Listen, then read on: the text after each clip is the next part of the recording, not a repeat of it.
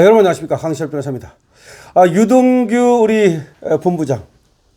유동규 본부장은 지금 8년을 선고받고 법정 구속이 됐습니다. 사실상 말이죠.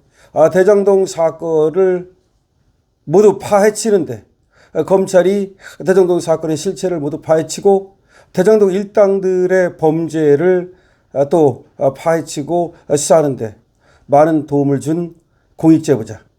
유동규 씨야말로 공익제보자입니다. 그래서 그런 점이 반영됐더라면 당연히 형량이 내려갔어야 합니다. 그럼에도 불구하고 1심은 이상하게도 김만배와 동일하게 8년을 줬습니다.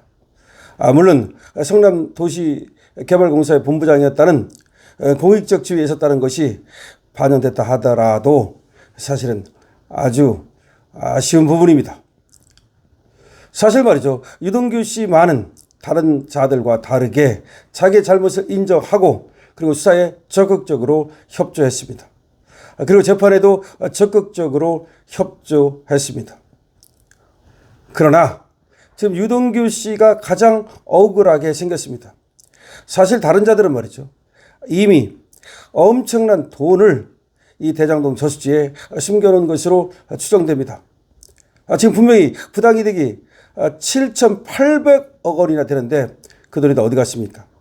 근데 유동규 씨는 그에 대해서 지금 받은 것이 하나도 없고 받기로 한 부분도 없다는 거죠. 그리고 저들이 숨겨놨다 하더라도 유동규 몫을 챙겨줄 리도 없는 거죠. 그렇다면 돈 한 푼 못 챙기고 감옥 생활만 해야 되는 겁니다.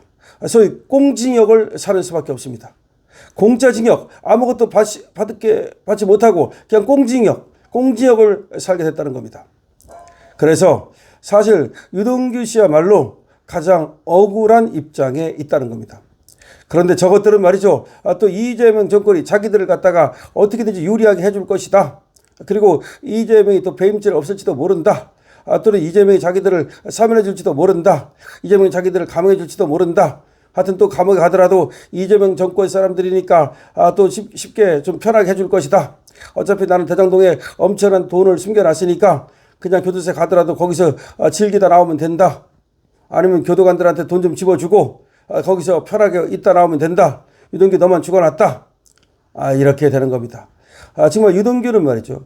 진실과 정의의 편에 서가지고서 이재명의 범죄를 밝히기 위해서 고군분투했으나 지금 보니까 이재명은 대통령 되고 이재명 일당들은 전부 다 권력을 차지하고 이렇게 되고 자기만 영어의 몸이 되고 그리고 또 돈 한 푼 갖지 못하는 입장이 되다 보니까 얼마나 정말 억울하고 그 심정이 어떨지 정말 이해가 갑니다. 그런데 1심이 끝나고 나서 말이죠. 유동규 본부장은 자신을 변명하지 않고 어쨌든 사실관계 몇 개가 다른 거 있는데 그런 부분에서는 다투겠지만 1심 판결을 존중한다라는 입장을 취했습니다. 그리고 자기가 잘못한 거에 대해서는 벌을 받겠다라고 분명히 얘기했습니다. 자, 근데 이런 사람에 대해서는 사실은 말이죠. 뭔가 우리가 또 참작을 하고 2심에서도 그 반성하는 부분이라든가 이런 것들은 참작을 해줘야 될 텐데 글쎄요. 지금 돌아가는 걸 보면은 말이죠. 오히려 지금 유동규만 불리하게 되고 나머지는 또 다 무죄 주거나 아니면 감형을 팍팍 해주거나 나중에라도 사면을 주거나 이렇게 되는 건 아닌가. 그야말로 진실을 밝히기 위해서 정의의 편에 서서 싸웠던 유동규 씨만 그야말로 낙동강 오리알되는 거 아니냐 이런 생각이 듭니다. 왜냐?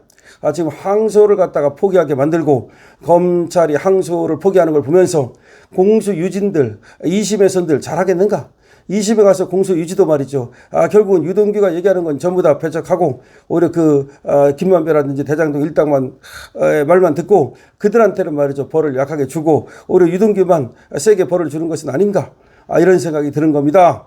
자, 지금 우익선 지시로 서울중앙지검이 대장동 개발비리 민간업자 사건 항소를 포기한 가운데 우익선이 어디냐?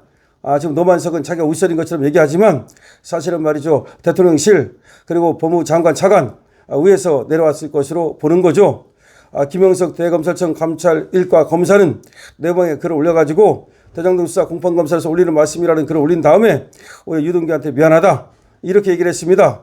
자, 그리고 또 이런 얘기 했습니다. 검찰 지휘부의 항소 포기 결정으로 용기 내어 진실을 말해줬던 수많은 분들에게 약속을 지키지 못해서 미안하다 이렇게 얘기를 했습니다. 그리고 유동규한테도 미안하다는 말을 분명히 했고요. 자, 지금 정진우도 사의를 표한다고 말했습니다만은 정진우 역시 말이죠.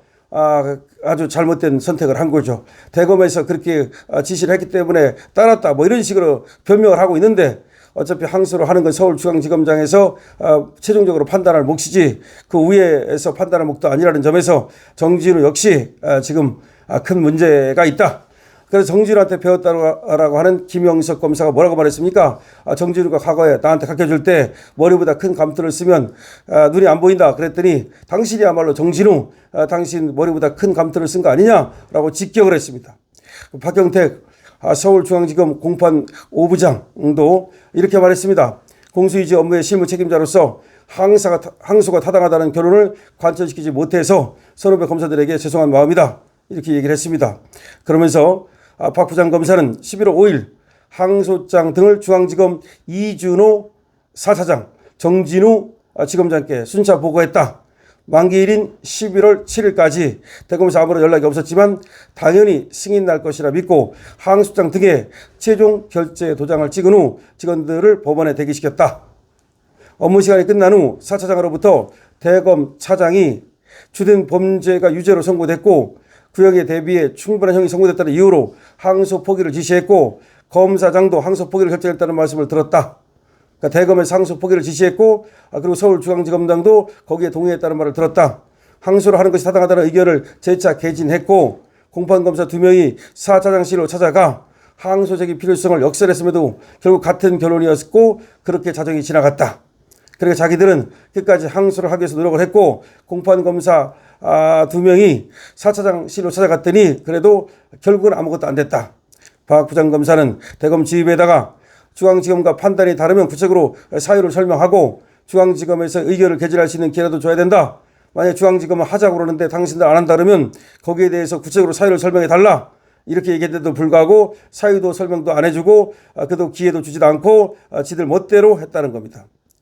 지금 말이죠. 부장 차장검사 300명이 모인 대검 대변인실 운영단체 대화방에도 노만석 대검 차장검사와 정진우 서울중앙지검장에 대한 비판이 쏟아지고 있습니다.